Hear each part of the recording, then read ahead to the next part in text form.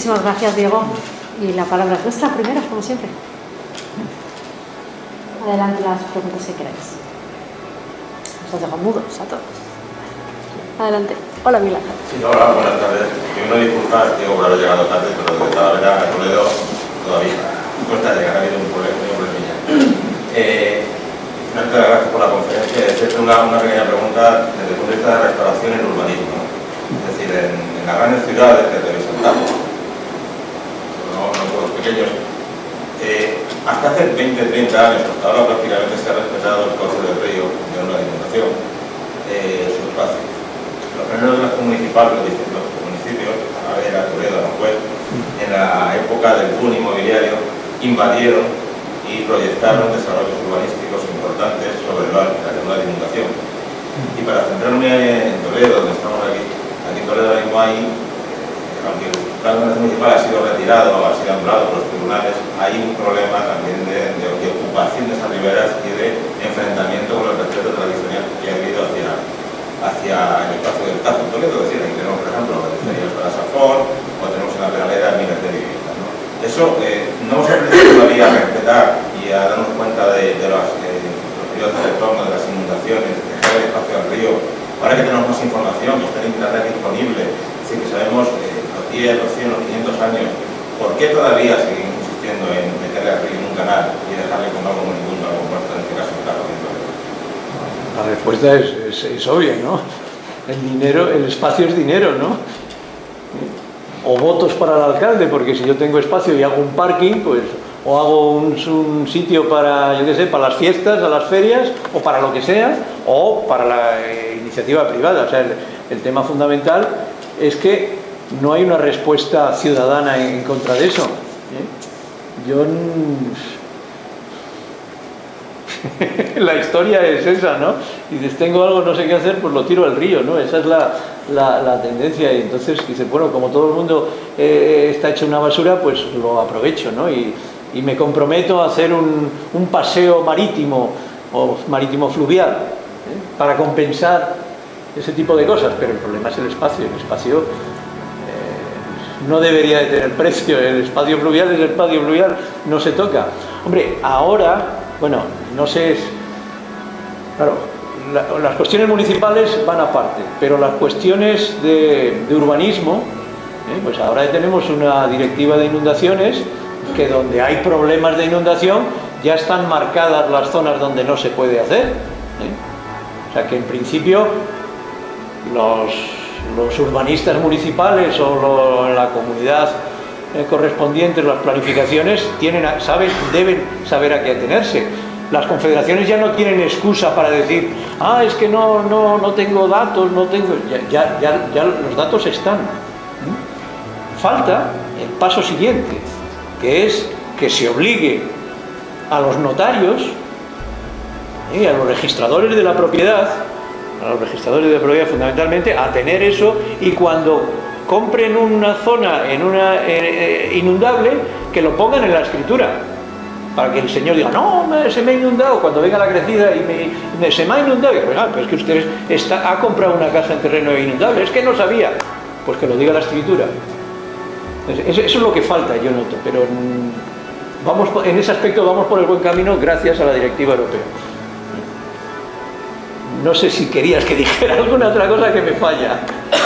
No. A mí me sorprende todavía que sigamos construyendo encima de los ríos y que se presenten como obras en el año 2018. Bueno. Desarrollos urbanísticos de los meandros, porque nos olvidamos en Toledo, los 2 metros cúbicos por segundo, los que iban a llegar no tardando mucho tiempo, y estamos construyendo 2 metros por debajo de San Juan, 3 metros por debajo.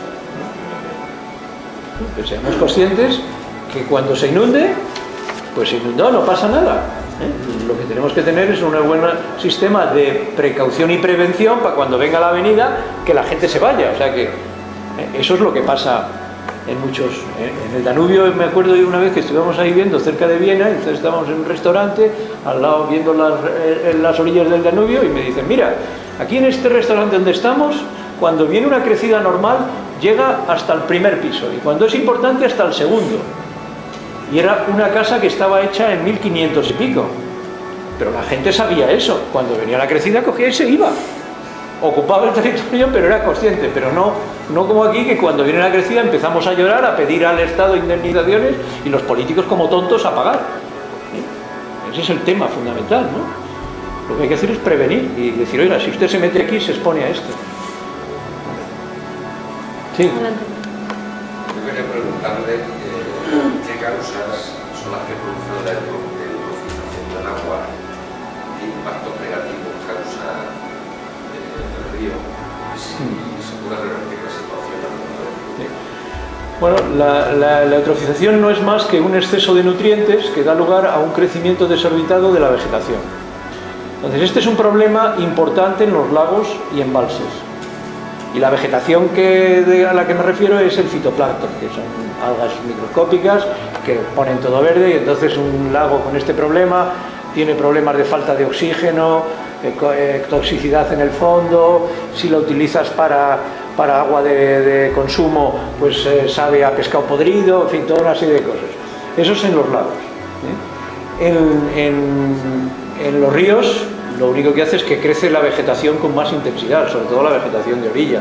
Crecen una serie de especies indicadoras que se llaman ruderales, indicadoras de que hay gran cantidad de nutrientes, entre ellas las ortigas, son las más famosas. Pero bueno, ¿cuál es el origen? El origen es el que no se depura bien. O sea, la depuración de la ingeniería sanitaria, esto es básico, ¿no? Normalmente tiene como 3 etapas en el tratamiento de las aguas residuales: primario, secundario y terciario. El primario elimina el 80% de la materia orgánica, de la demanda de oxígeno. El otro es un poco más, y el terciario se encarga de los nutrientes. Al final, cuando se descompone la materia orgánica, que es la mayor parte de los contaminantes de las aguas residuales, al final lo que quedan son nutrientes: fósforo y nitrógeno, de una forma o de otra. El problema fundamentalmente es el nitrógeno, porque cuando hay falta de oxígeno, los nitratos pasan a nitritos, que son tóxicos, y si sigue faltando oxígeno, los nitritos pasan a amoníaco, que es mucho más, a amonio, y si sube el pH, que normalmente sube cuando hay gran producción primaria, amoníaco, que es mucho más tóxico. El problema es que ese es el efecto tóxico por lo cual se mueren muchos de ellos. O sea que el problema viene de ahí.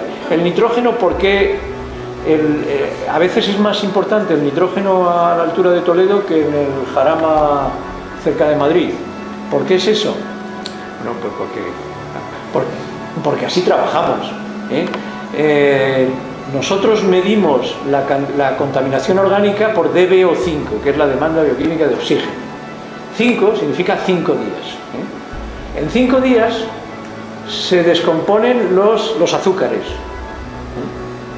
que es la mayor parte, pero todas las grasas, todas las proteínas, todo lo que tenga nitrógeno, que son toda una serie de sustancias, esos tardan 21 días. Y 21 días es lo que tarda el agua de llegar desde el Manzanares a Toledo. Y ese es el problema que puede haber aquí, más que incluso más arriba. Porque como nosotros medimos la carga por el dBO5 y no por el dBO21, que sería mucho más, o algo más, bastante más, pues entonces no tendríamos ese problema. Y no tratamos a los componentes nitrogenados. Ese es el... ¿Y se puede revertir algún día la situación una vez que ya está eutrofizada? Desgraciadamente, en la naturaleza, en la física, en la biología, en todo, el sistema no es simétrico. No es lo mismo degradar que restaurar. Es más fácil. Esto se llama, en física y en biología, se llama histéresis, que es más fácil degradar, es más fácil... O sea, vamos a ver, mientras haya nutrientes, los nutrientes no son malos en sí. Lo que es malo es que, porque hay nutrientes, crece demasiada la vegetación. Entonces, el problema es que si hay nutrientes y van aumentando los nutrientes, pues la vegetación más o menos se mantiene prácticamente constante, sube un poco. Y hay un umbral a partir del cual empieza a subir mucho, ¿no? Ese umbral. Si yo quiero restaurar, tengo que bajar la concentración de nutrientes. Pero ese umbral antiguo ya no me vale, tengo que disminuir mucho más. El umbral que tengo para restaurar, para evitar la eutrofización, es mucho más baja. O sea, las cosas en la naturaleza van a contrapendiente en ese aspecto.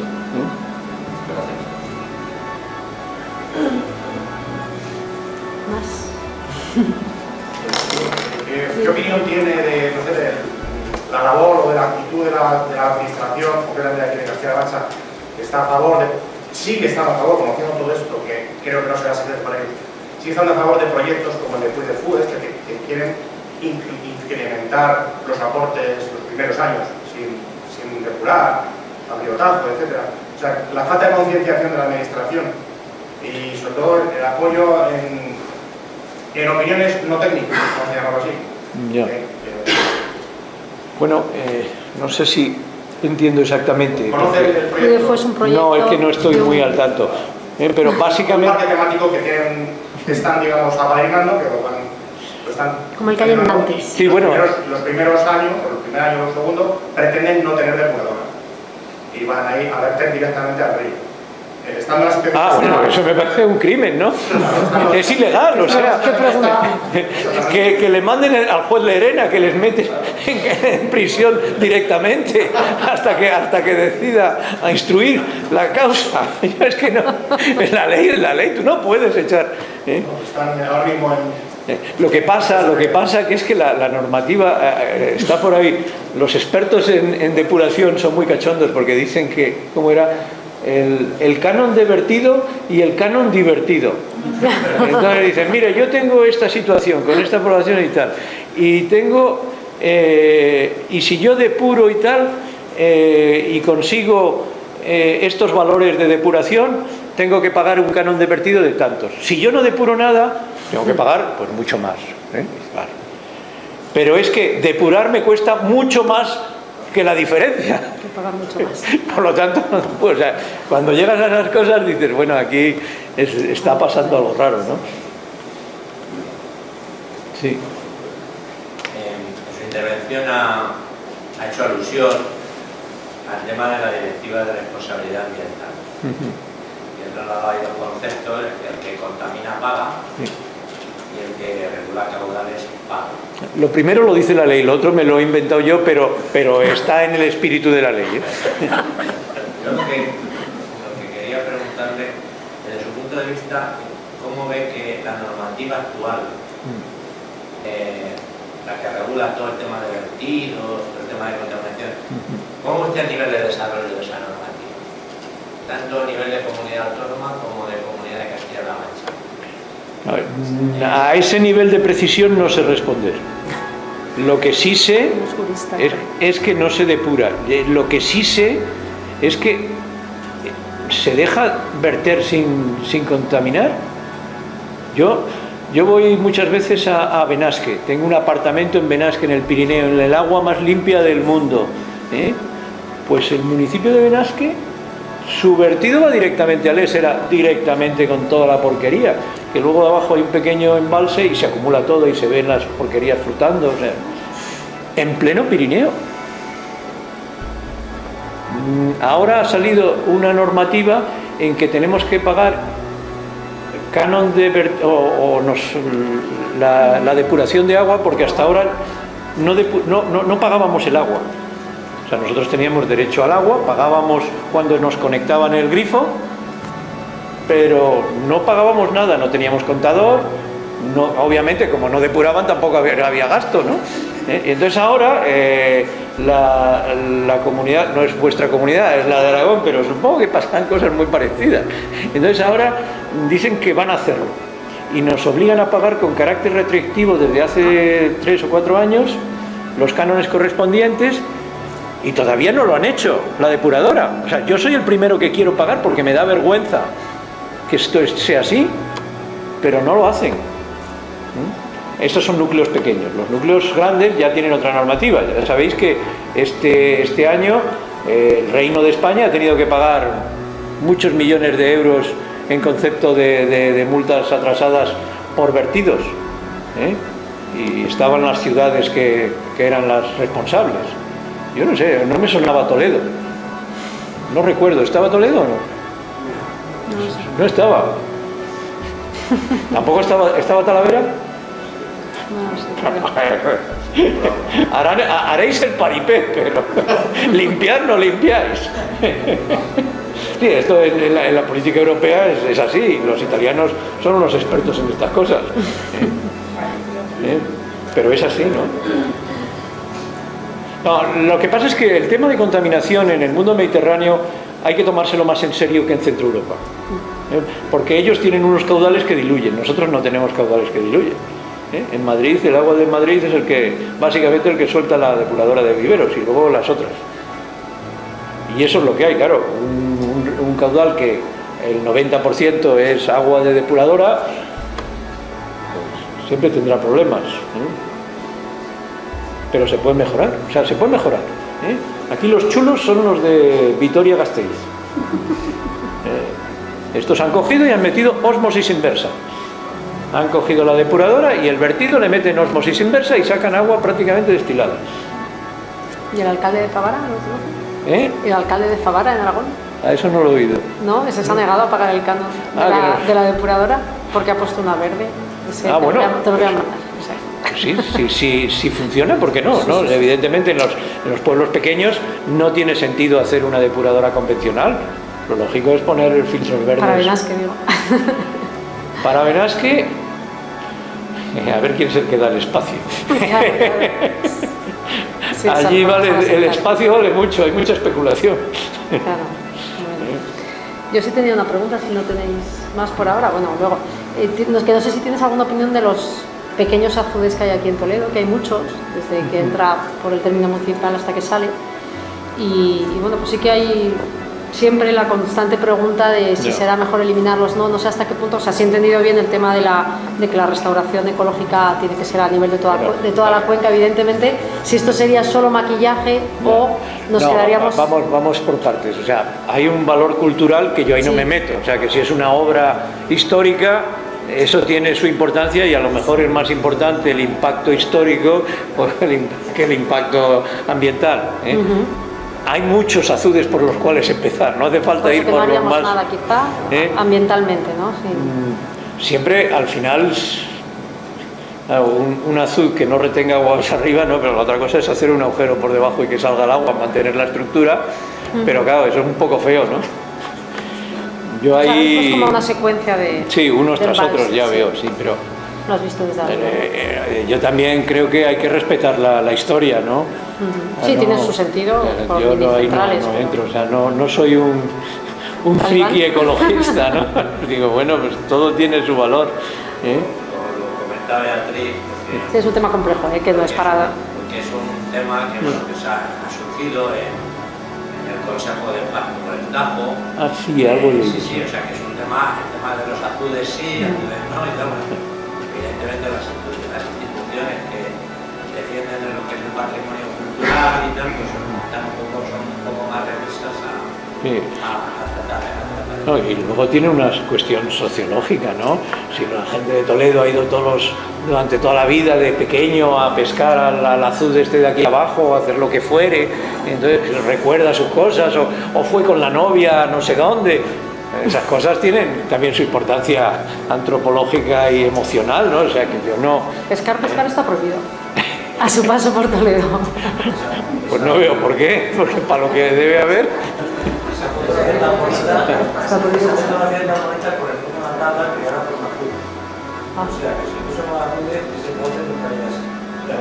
¿Dónde crees que es? No sé, pero No, sí, esto está hecho... Memoria. ¿Qué es esto? Esto es en Almodóvar. ¿Cómo es? Almodóvar. Algodor. El puente de que va a la estación o algo así, un puente secundario. ¿Es? ¿El río Algodor? No, es el río Tajo. Sí, creo, No me hagáis... Sí, creo que sí. Lo que pasa es que creo que el conocimiento científico que se ha adquirido con el tema de todos los ríos a lo largo de los años, que ha sido mucho, porque ya se sabía mucho también, no llega a la población, la población, los ciudadanos normales no conocen lo que es un río ni cómo funciona. Entonces, los políticos, que se supone que son los que deben satisfacer las necesidades del ciudadano, muchas veces hacen lo que los ciudadanos creen que les van a demandar. Pero los ciudadanos a veces demandan cosas que a veces no son las adecuadas por desconocimiento. Por ejemplo, cuando hubo las inundaciones en el Ebro, y salió la ministra de Tejerina en aquella época diciendo que, bueno, pues habrá que hacer lo que haya que hacer en el río por encima de evaluación de impacto ambiental y lo que haga falta. O sea, eso es una absoluta irresponsabilidad por parte de un político, ¿no? Totalmente. Porque muchos de los políticos tiran de eso, o sea, es lograr sus intereses como partido, que es mantenerse en el poder, sea el partido que sea, es evidente, ¿no? Pero también eso es como consecuencia de la falta de conocimiento por parte de la ciudadanía. Y muchas veces investigan, se logran grandes conocimientos en esto, pero yo creo que no llegan a difundirse o a divulgarse de una manera importante, ¿no? Para que, en ese caso, para que llegue a todo el mundo, ¿no? en ese caso sé que se va haciendo, porque uno de los problemas que tienen de esas inundaciones en el Ebro, que son muy frecuentes, es que las motas hacen de retención. El agua, una vez que el agua sale al otro lado de la mota, ya le cuesta entrar. Y entonces eso es un problema. Y ellos que están allí también lo saben. O sea que lo que pasa es que si es el terreno tuyo el que tienes que perder, pues lo defiendes a... Claro, es que luego hay muchos intereses económicos. Es que también tienen... en Aragón tenemos ahí unos problemas, supongo que aquí también, pero... porque... No solo económico, ¿no? Que los políticos también... Sí. No, es que la política agraria tiene que participar también. O sea, porque aquí hay un tema de decir, oiga, el objetivo de la política agraria no tiene que ser producir alimentos porque ya sabemos si tenemos suficientes, sino mantener población en el mundo rural, que haya gente en el campo, y eso es lo que hay que hacer. Y para eso no hace falta producir al máximo alimento, porque sobra alimento, lo que producimos nosotros sobra, ¿eh? Lo que hay que hacer es hacer un alimento mejor, en menor cantidad, que consuma más mano de obra y que la gente pueda tener unos salarios más grandes y productos que se paguen más. Y yo creo que es cuestión de tener inteligencia, que no es producir alfalfa, que el negocio está en producir unos tomates exquisitos, una verdura fenomenal, que es lo que queremos. Y es que la agricultura hay que cambiarla. No entiendo por qué en Castilla-La Mancha, Castilla-León, sobre todo Castilla-León, que tiene agua y de sobra, no pueden producir como producen los holandeses. Porque en Castilla-León me dicen, no, es que hace frío. Digo, joder, pues mira que en Holanda. Y producen todo lo que quieran. Si teniendo agua puedes hacer mucho, pero puedes utilizar el agua más rentablemente. La rentabilidad no es regar el cereal, ni el maíz. Que esa es la política que tenemos, una política agraria estúpida. Sí, no, y el agua y el espacio. Claro, sí, esto... ¿Qué sentido tiene? La ocupación de todo el espacio de movida del río, no. Es que es así. Bueno, mi abuelo era agricultor con mi padre. Mi abuelo tenía tierras en Jarama, en la finca de las Tejeras, en las Juez, y en el 40 se vino el río y le llevó las tierras al otro lado y se quedó sin tierra. Lo que ha contado... Pero es que eso era el derecho... La gente estaba habituada a eso. Eso sí. Y ya está. Y se iban a otro sitio. Y pues todo eso no. O sea, ahora el río está totalmente ocupado hasta la misma orilla del cauce en agua pasas. No es... Sí. Claro, o sea, no queda del río más que lo que es estrictamente el cauce, porque todo lo que se ve de soto en el río no es más que la mera ocupación de la ribera por... El cauce en una visión muy restringida. Y claro, pues es que vamos, llegar a eso, al día de mañana intentar recuperar el dominio del río, es que con la mentalidad que hay, no solamente de los políticos, ¿no? sino de los propios ciudadanos, lo veo una labor dificilísima. Porque a ver cómo tú lo explicas a un agricultor que no, usted está ocupando un espacio que es dominio público hidráulico. Es un proyecto hecho en el Ebro de una restauración de un espacio que llama mucho la atención porque fue un estudio de, bueno, sabemos lo que queremos hacer, vamos a ver cuándo hay que expropiar. Y luego resulta que se pone un estudio que cuándo hay que expropiar, bueno, si nos sobra terreno, todo lo que está, toda esta finca es dominio público hidráulico. Pero si yo fuera ingeniero de la Confederación, yo no me metería en líos. Yo diría, no, aquí tengo un presupuesto para gastar, para hacer obra, para dragar, para poner motas, para tal, y yo lo hago, firmo el proyecto, sigo el seguimiento, y eso es lo cómodo. Lo incómodo es decir, ahora métete en líos legales para recuperar ese espacio que es dominio público hidráulico Y eso no lo quieren porque eso, para empezar, no gasta dinero. Y un ingeniero es importante si tiene un presupuesto alto y lo gasta en obra y tal, que es como se miden las cosas. Entonces, lo que hay que entender es la sociología. Por eso decía, a mí me falla esa sociología, necesito un sociólogo porque es la restauración sociológica es una parte muy importante. Las cosas están cambiando, ¿no? Pero todavía quien manda, manda. Los ingenieros, las confederaciones. Hay otro sector que también podríamos seguir aquí, donde se está hablando, que es la minería. O sea, las extracciones de áridos, de gravas que se han hecho y que se siguen haciendo. Hay una legislación, mira, que tú solicitas y te van a autorizar unas cantidades y tal, cumpliendo unos requisitos y se consulta con Federación porque se hace el dominio público y lo autoriza, o sea, se autoriza. Están utilizando y claro, luego piensa el ciudadano y dice, ¿cómo vas a decir que el material que utiliza en su casa o en su camino sale de todo eso? Y, o sea, que, hombre, yo creo que yo promovería una legislación que prohibiera usar en construcción áridos provenientes de los espacios fluviales. Que utilicen, vayan a una cantera, machaquen piedra y que se construya. Que es mejor una piedra machacada para el hormigón que los cantos rodados, ¿eh? El hormigón agarra mejor, sale más caro, ¿sí? Pero no tienes ese impacto ambiental. es una realidad de extracciones que se autorizan, pero en el mismo cauce, por lo menos en verano, la pala de la esta se mete... Bueno, eso es otra, el furtivismo. Los hábitats fluviales, entonces, y eso se autoriza por ley, o sea, que cualquier empresario que esté en el mundo de esto lo conoce, ¿no? A ver cómo explica al ciudadano que eso está destrozando el cauce del río, ¿no? Ya, pero yo creo que es una cuestión de concienciación ciudadana.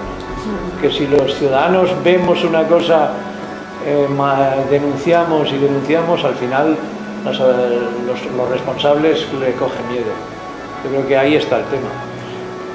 Porque por lo demás, mientras haya beneficio económico, no me estoy metiendo en el 3%. Pero también, que ese es el problema. Pues si hay dinero por medio, es muy difícil. Sí. No es el Tajo, pero sí es el Manzanares. Y ayer en Madrid había una polémica interesante acerca de la regeneración natural del cauce del Manzanares en toda la actuación de lo que se va a llamar Madrid Río.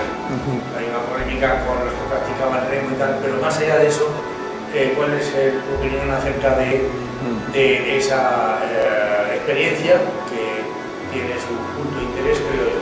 Vamos a ver, un río, siempre podemos estar peor de lo que estábamos. También podemos mejorar, pero siempre podemos estar.